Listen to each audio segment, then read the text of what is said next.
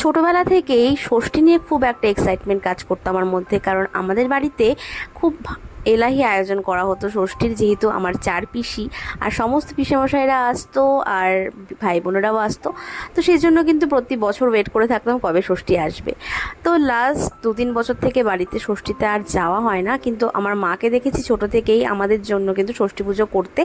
আর ঠাম্মাও খুব নিয়ম মেনে সমস্ত সুন্দরভাবে কিন্তু আয়োজন করে পুজো করতো। তারপর তো খাওয়া দাওয়ার আয়োজন থাকতোই। তো এবার আমি প্রথমবারের মতো ছেলের জন্য ষষ্ঠী পুজো করেছি।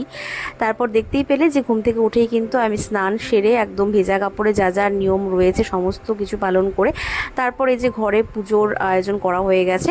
তো এই যে এখানে আবার নিয়ম আছে, কাঁঠাল পাতার মধ্যে সমস্ত ফল দিয়ে ঠাকুরকে নিবেদন করতে হয়। আমাদের মানে বাড়িতে, বাপের বাড়িতে নিয়ম আবার বট পাতায় দিতে হয়, তো এখানে নিয়ম আবার কাঁঠাল পাতায় দিতে হয়। যাই হোক, তো আমি সমস্ত নিয়ম মেনে কিন্তু সুন্দরভাবে পুজো হয়ে গেছে। তারপর এই যে সোনাকে আশীর্বাদ করে নিচ্ছি। তোমাদের কার কার এই ষষ্ঠী পুজোর নিয়ম আছে একটু জানিও তো। অনেকে খাওয়া দাওয়ার তো সবার নিয়মই মানে সবার মধ্যেই থাকে, তো জামাই জামাই মেয়েকে নেমন্তন্ন করে খাওয়ার আয়োজনটা সবার মধ্যে থাকে, কিন্তু পুজোটা অনেকের হয়তো থাকে না। কিন্তু আমি ছোটো থেকেই কিন্তু খুব মানে আমি মন দিয়ে নিয়মগুলো দেখতাম, ঠাম্মা মা যেরমভাবে করতো আর কি। তো এই বছর প্রথমবারের মতো আমি আমার ছেলের জন্য করেছি, তো এটা আমার জন্য ভীষণ একটা এক্সাইটিং ছিল। তো দেখতেই পাচ্ছ, ও কিন্তু চুপচাপ কিছুক্ষণ বসেছিল, তারপর আরও বসছিল না। এই পাখা দেখে তারপর সমস্ত কিছু দেখে ও ধরতে চাইছিল।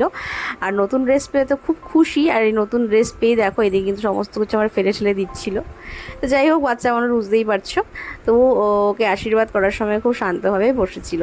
যাই হোক, প্রত্যেক মায়ের একটাই কামনা থাকে, যেন সন্তান সুস্থ থাকে এবং সন্তান যেন দুধে ভাতে থাকে। সেটাই আমাদের সকল মায়েদের চাওয়া। তো চাইবো সবাই খুব ভালো থাকুক, সুস্থ থাকুক। তো তোমাদের ষষ্ঠী কেমনভাবে কাটলো অবশ্যই কমেন্ট করে জানিও, আর ভিডিওটা কেমন লাগলো অবশ্যই জানাতে ভুলো না। দেখা হচ্ছে নেক্সট ব্লগে, ততক্ষণের জন্য টাটা।